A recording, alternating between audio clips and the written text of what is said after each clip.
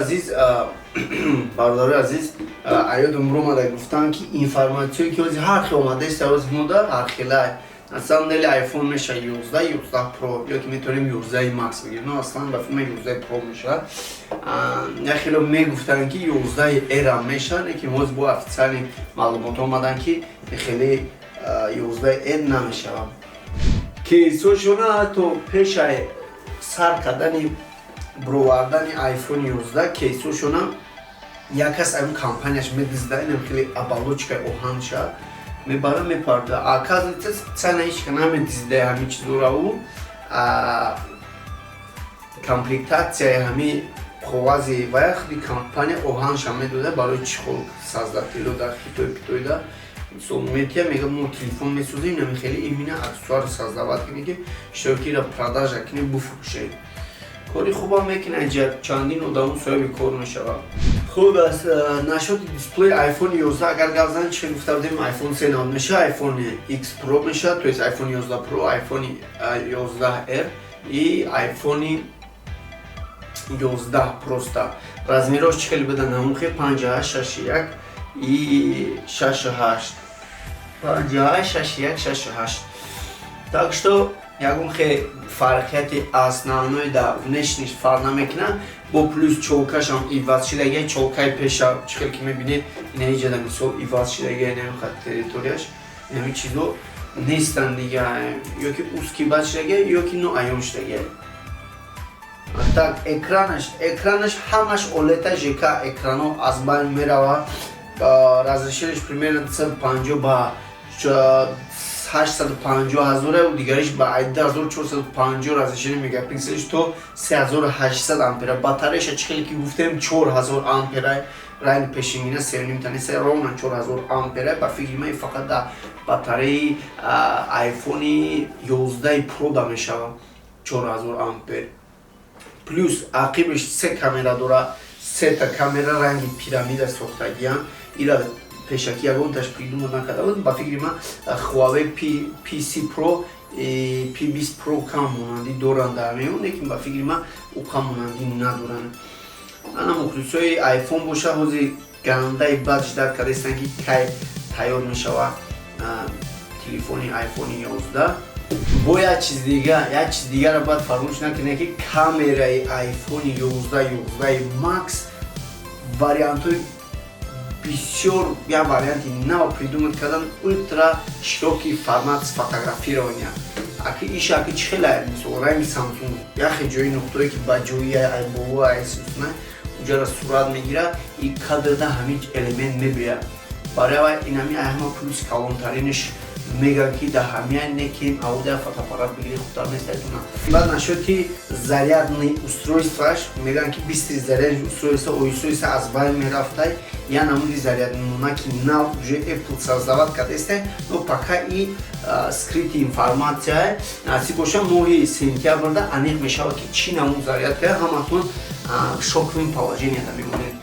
Так бо дар бораи як чиз дига ки адаптери i18 ки нав мебурорад Type-C қати зарядка мегирем.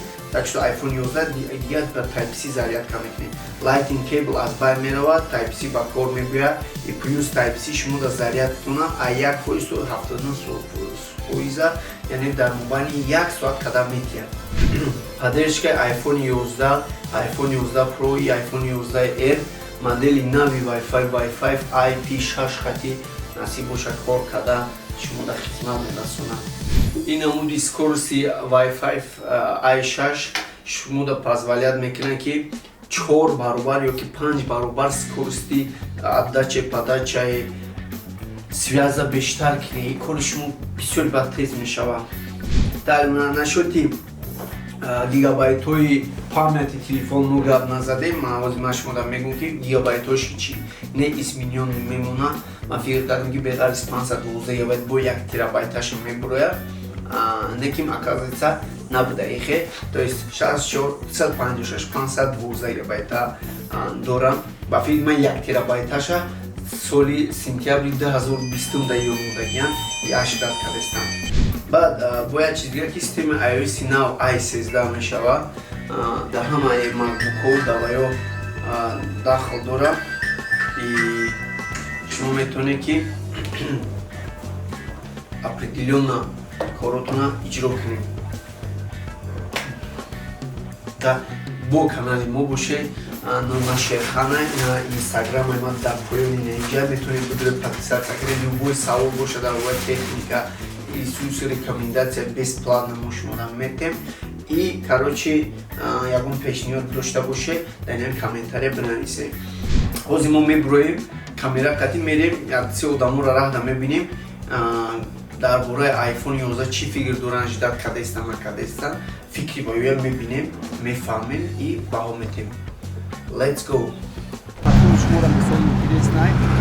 iPhone iPhone доред? iPhone чанд дай? 7. 12 сентябр презентация iPhone 11 мешавад. Ягон вай доре, аждания доре ки ҳамин смартфон мебуда шумо мисол ҳама функсияи iPhone довольны мешавед, ё ки мехоҳед ибаз кунед. Мы ҳамаш я поколение, я функция хотел. Ваше мнение о будущем айфоне? Я Какие даже ожидания? не видела, у меня нет ожиданий, я даже не слышала, что Говорят, вообще- что будет 3 камеры. Да? Что вы думаете? Я думаю, что это значит- это пойдет в пользу или нет? Да, почему Что бы нет? хорошего в айфоне? Ничего хорошего в айфоне А нет. почему вы с айфоном ходите тогда? Почему не Samsung? Почему не Фақат мнениятон гап занед. почему не Xiaomi? Божественный Xiaomi. Я всегда использовала телефон Samsung, мне очень Так. нравится Samsung. Так. Но так как мне подарили iPhone, мне приходится его А использовать. если вам подарили бы Nokia, вы бы использовали Nokia? Нет же? Хороший вопрос, кстати. Дастуда чӣ телефон доред? Android? Когда марка телефон? Samsung. Я просто хочу иметь iPhone и все. Дизайн. В камере, чтобы она более лучше снимала. Ну, она и так хорошо снимает, но предпочтительно более лучше. Дизайн телефона хотелось бы, чтобы ее не такое, что и большое делали, потому что... Челки не было. Чего не было? Челка, челка. Безграничный экран. Вот, допустим, не, это нормально. У меня Mi 8 Lite. Я iPhone в принципе никак не буду оценивать, он мне в принципе не интересен. Чӣ телефон дорем дастон Акаҷон? По-моему, это уже тенденция, то, что айфоны появляются и появляются, цены растут, а в айфонах особых изменений нет. Я бы надеялась, что была какая-то особая функция, которую в скором времени не спародируют ни Samsung, ни другие какие-то компании. Но я не думаю, что ожидать что-то чего-то глобально такого масштабно нового можно от них. Кроме цены, конечно. Цена, конечно, будет больше, но функции я не думаю, что добавится.